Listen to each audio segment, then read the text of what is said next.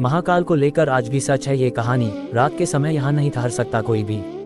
आज हम आपको बता रहे हैं महाकालेश्वर ज्योतिर्लिंग के बारे में कुछ रोचक जानकारी। उज्जैन मध्य प्रदेश राज्य के उज्जैन नगर में स्थित महाकालेश्वर मंदिर को सभी जानते हैं। यह मंदिर भारत के 12 ज्योतिर्लिंगों में से एक है। ज्योतिर्लिंग मतलब वह स्थान जहां भगवान शिव ने स्वयं स्थापित किए थे। पुराणों, महाभारत और कालिदास जैसे महाकवियों की रचनाओं में इस मंदिर का मनोहर वर्णन मिलता है।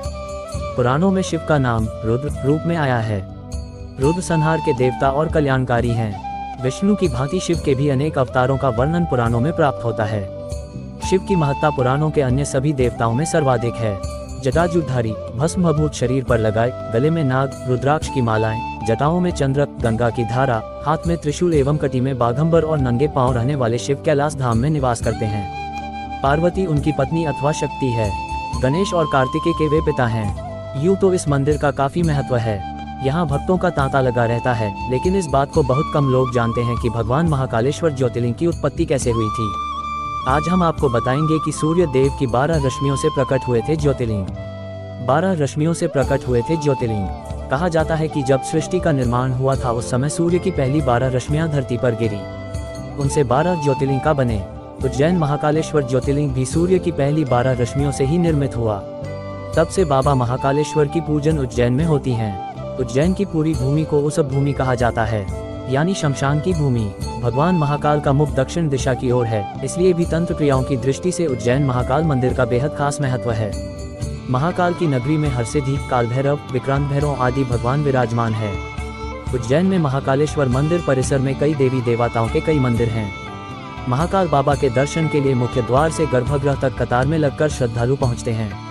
मंदिर में एक प्राचीन काल का कुंड भी है। यहाँ स्नान करने से पवित्र होने और पाप व संकट नाश होने के बारे में कहा जाता है। महाकालेश्वर मंदिर 3 खंडों में है। नीचे वाले हिस्से में महाकालेश्वर स्वयं है, बीच के हिस्से में ओंकारेश्वर है, ऊपर के हिस्से में भगवान नागचंद्रेश्वर है। भगवान महाकालेश्वर के गर्भगृह में माता पार्वती, भगवान गणेश एवं कार्तिकेय की मूर्तियों के दर्शन किए जा सकते हैं। जानकारी के लिए आपको बता दें कि भगवान श्री कृष्ण ने भी अपनी शिक्षा उज्जैन से ही ग्रहण की थी। उज्जैन की ख्याति प्राचीन काल से ही धार्मिक नगरी के तौर पर देखी गई है। यहाँ लंबे समय राजा महाराजा विक्रमादित्य का शासन था।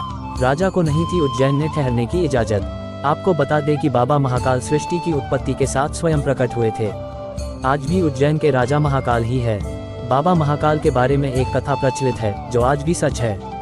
पहले किसी भी राजा को महाराज महाकाल की नगरी उज्जैन में ठहरने की इजाजत नहीं थी। ऐसा इसलिए था क्योंकि कहा जाता है कि सदियों पहले कोई और राजा एक रात यहाँ गुजार ले तो उसे अपनी सल्तनत गंवानी पड़ती थी। इसी वजह से महाकाल की शरण में रहने के लिए सिंधिया राजघराने ने महल बनवाया। उस समय में सिंधिया राजघराने ने उज्जैन में कालीदेव महल अपने ठहरने के लिए बनवाया था।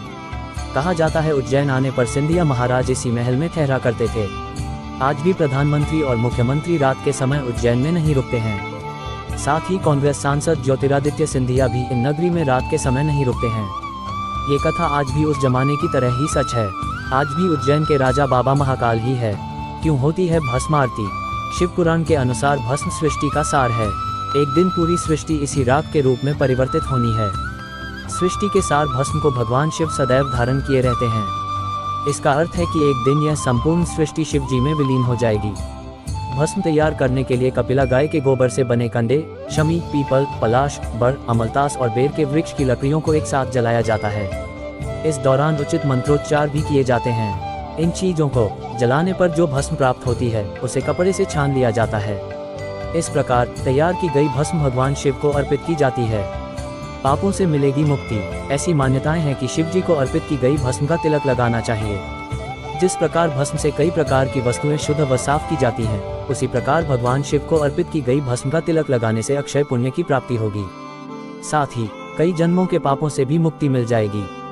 महाकाल की पूजा में भस्म का विशेष महत्व है और यही इनका सबसे प्रमुख प्रसाद है। ऐसी धारणा है कि शिव के ऊपर चढ़े हुए भस्म का प्रसाद ग्रहण करने मात्र से रोग दोष से मुक्ति मिलती है।